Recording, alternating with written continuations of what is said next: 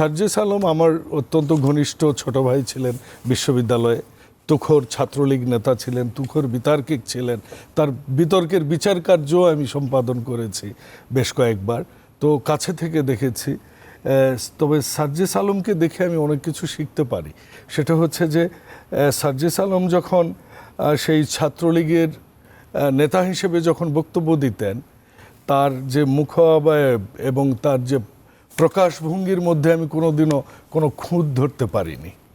কাজেই সার্জিস আলম এখন যেটা বলছেন এটাও কতটা মনের থেকে বলছেন এটা নিয়ে প্রশ্ন করবার কিন্তু অবকাশ থেকেই যায়।